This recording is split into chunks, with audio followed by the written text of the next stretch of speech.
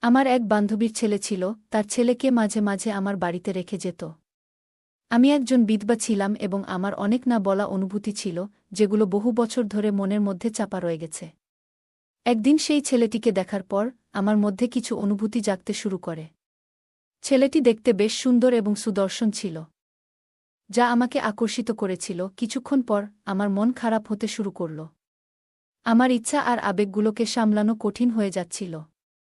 আমি ভুল করে একটা সিদ্ধান্ত নিলাম, আর একদিন ভাবলাম তার খাবারে কিছু ঘুমের ওষুধ মিশিয়ে দিই। তারপর আমি তার খাবারে ঘুমের ওষুধ মিশিয়ে দিলাম। সেই খাবার খাওয়ার পর সে আমার কাছে এসে বলল, তার শরীরটা একটু অস্বস্তি লাগছে। তার এই কথা শুনে আমার মুখে এক ধরনের রহস্যময় হাসি ফুটল। আমি তাকে আমার ঘরে ঘুমাতে বললাম। তারপর আমি হঠাৎ করে ঘরের আলো নিভিয়ে দিলাম। তারপর তাকে আমি আমার বান্ধবীকে বললাম, আজ কুণালকে রাতটা আমার বাড়িতে থাকতে হবে, কারণ অফিসের কাজ কিছুটা বেড়ে গেছে। আমার বান্ধবী আমার উপর পুরোপুরি ভরসা করত, তাই সে একটুও সন্দেহ প্রকাশ করল না। কুণাল যখন রাতে আমার বাড়িতে এলো, তখন তার মেজাজ ছিল বেশ ভালো। আমি আগেই ঠিক করেছিলাম যে আজ কুণালের সাথে আরও কাছাকাছি আসার জন্য কিছু পরিকল্পনা করব, যাতে সে আমার থেকে দূরে যেতে না পারে। রাতের খাবার শেষ হওয়ার পর আমি আমার ঘরটি সুন্দর করে সাজিয়ে রাখলাম। আমার মনে ইচ্ছা ছিল যে আজ আমি আমার মনের কথাগুলো কুণালের কাছে প্রকাশ করব। বন্ধুরা, রেডি হয়ে যাও, আজকের গল্পটা অনেক বেশি স্পেশাল। আর দয়া করে গল্পগুলো ভালো লাগলে ভিডিওটি লাইক, শেয়ার এবং চ্যানেলটি সাবস্ক্রাইবই করো প্লিজ। আমার নাম প্রিয়া। আমি এখন 60 বছর বয়সী মহিলা। কিন্তু আজকের এই গল্পটি তখনকার, যখন আমি মাত্র 25 বছর বয়সী ছিলাম। আমি তখন দেখতে অনেক সুন্দর ছিলাম। আর নিজেকে আরও সুন্দর দেখাতে আমি বিভিন্ন ধরনের পোশাক পরতাম, যাতে করে ধনী ছেলেরা আমাকে পছন্দ করে। কারণ আমি ধনী বা বড় লোক ঘরের ছেলেদের ভীষণ ভালোবাসতাম। যদিও আমি ছিলাম গরিব ঘরের মেয়ে।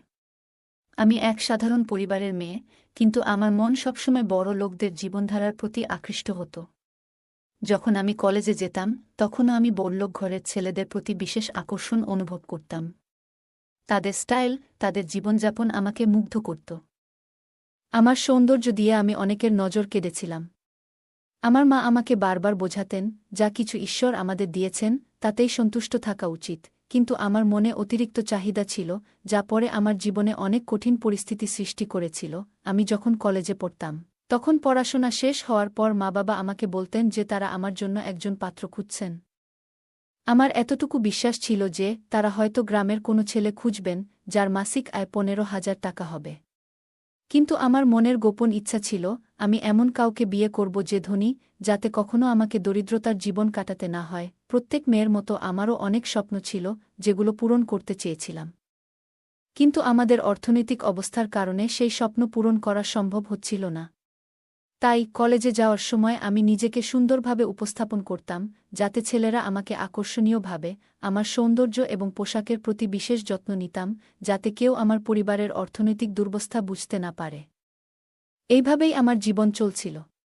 তখনই আমার পরিচয় হয়েছিল আরিয়ানের সঙ্গে। আরিয়ান ও আমাদের কলেজের ছাত্র ছিল এবং সে খুব ধনী পরিবারের ছেলে ছিল। আরিয়ান এক সাধারণ দেখতে ছেলে হলেও তার পরিবার ছিল অত্যন্ত ধনী। যখন আমি জানতে পারলাম সে এত বড়লোক পরিবারের সন্তান, তখন থেকেই আমি মনস্থির করলাম তাকে আমার প্রতি এমনভাবে আকৃষ্ট করব যে সে নিজে থেকেই আমার কাছে আসবে। এই কারণেই যখনই আমি তার কাছাকাছি থাকতাম, কোনো না কোনো অজুহাতে তাকে স্পর্শ করার চেষ্টা করতাম এবং ইশারায় কথাও বলতাম। আমার সৌন্দর্যের কারণে অনেক ছেলেই আমাকে পছন্দ করত। আরিয়ানও আস্তে আস্তে আমার প্রতি আকৃষ্ট হয়ে পড়ল। সময়ের সঙ্গে সঙ্গে আমিও তাকে গভীরভাবে ভালোবেসে ফেললাম। আরিয়ানও আমার প্রতি আকৃষ্ট হয়ে গেল।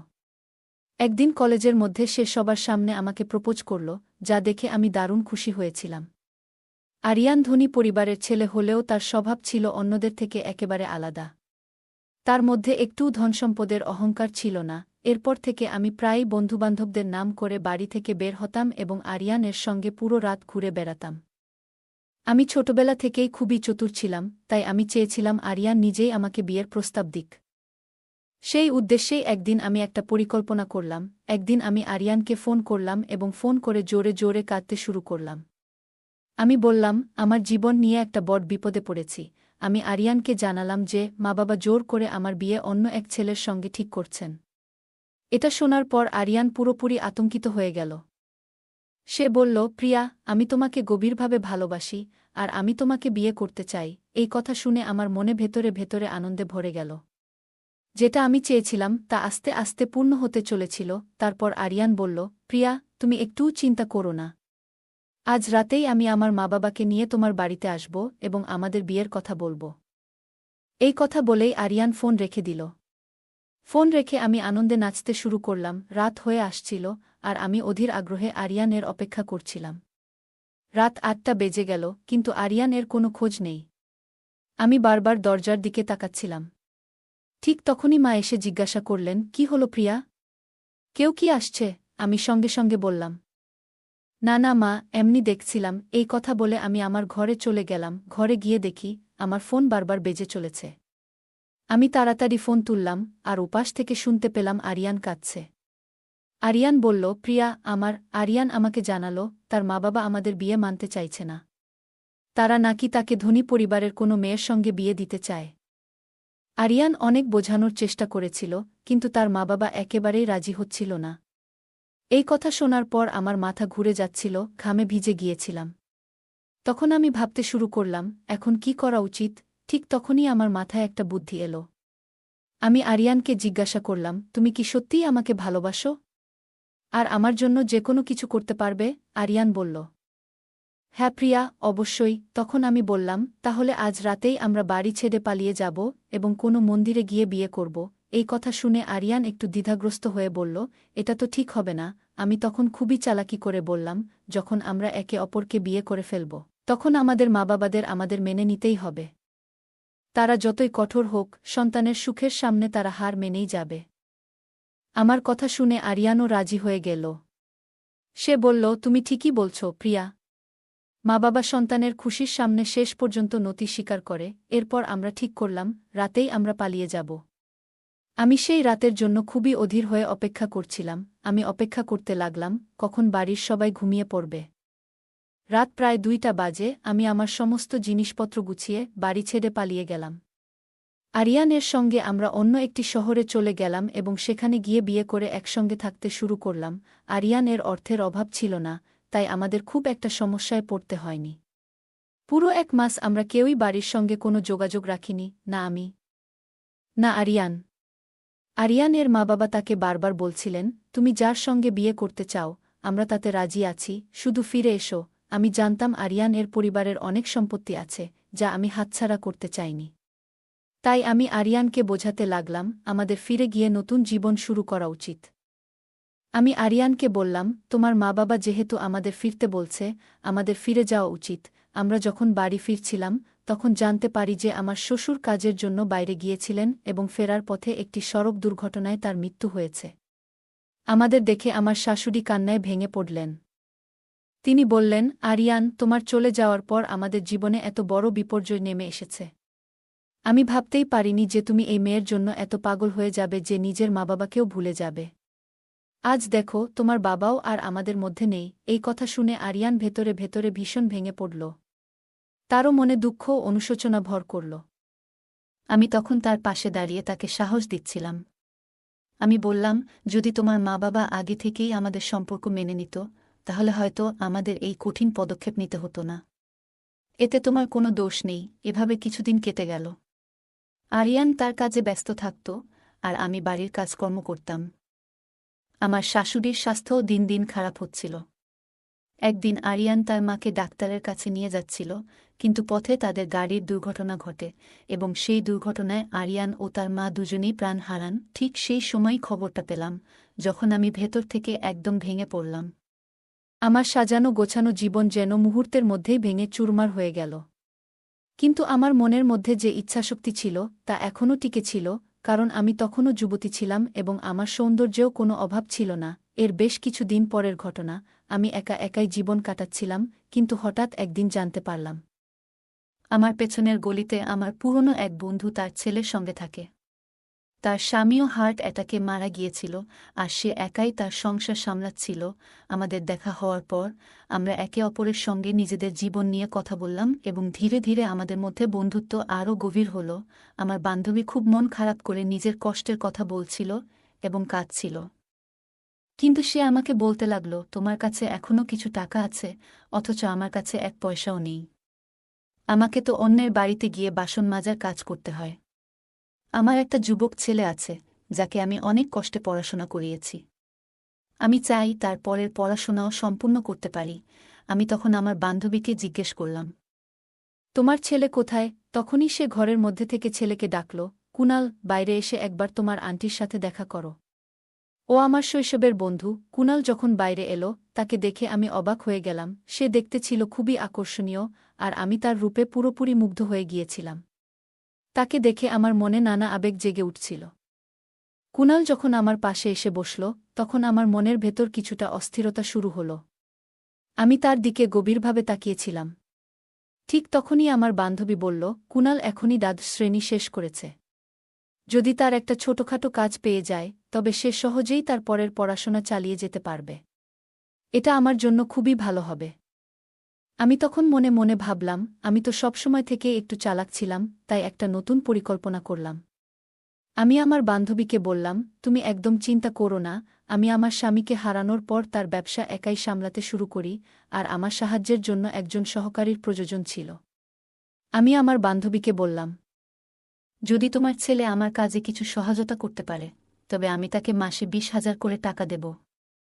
এতে তোমার আর কোনো চিন্তা করতে হবে না, আমার উপর ভরসা রাখতে পারো।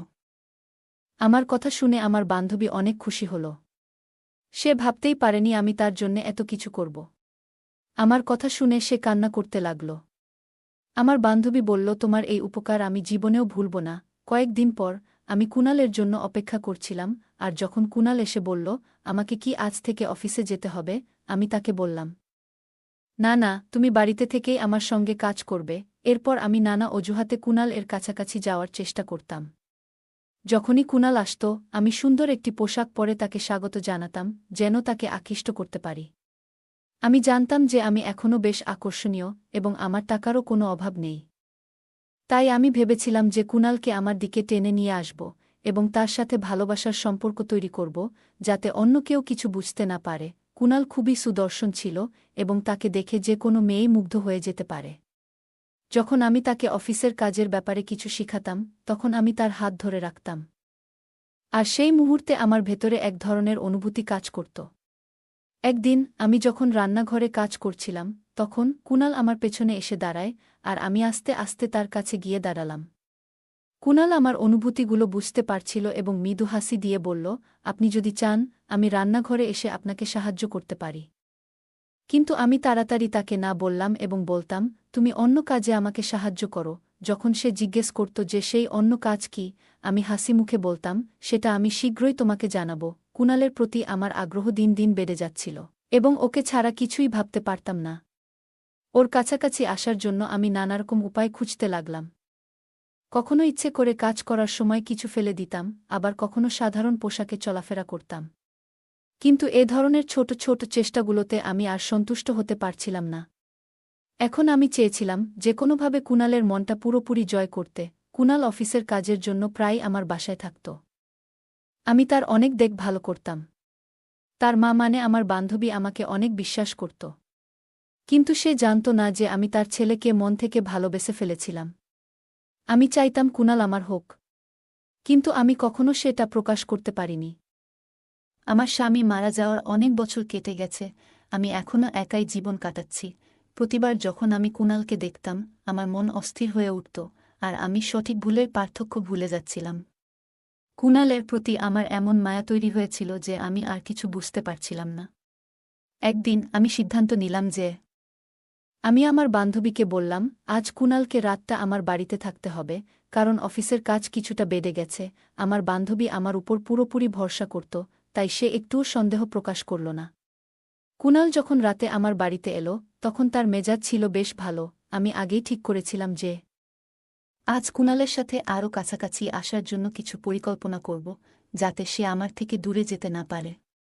রাতের খাবার শেষ হওয়ার পর আমি আমার ঘরটি সুন্দর করে সাজিয়ে রাখলাম। আমার মনে ইচ্ছা ছিল যে আজ আমি আমার মনের কথাগুলো প্রকাশ করব এবং নিজের অনুভূতিগুলোর প্রশান্তি পাব। আজ আমি ঠিক করেছিলাম যে যেসব স্বপ্ন আমার মনের গভীরে রয়ে গিয়েছিল সেগুলো পূরণ করার চেষ্টা করব। আমার অনুভূতিগুলো ধীরে ধীরে বাড়তে লাগল।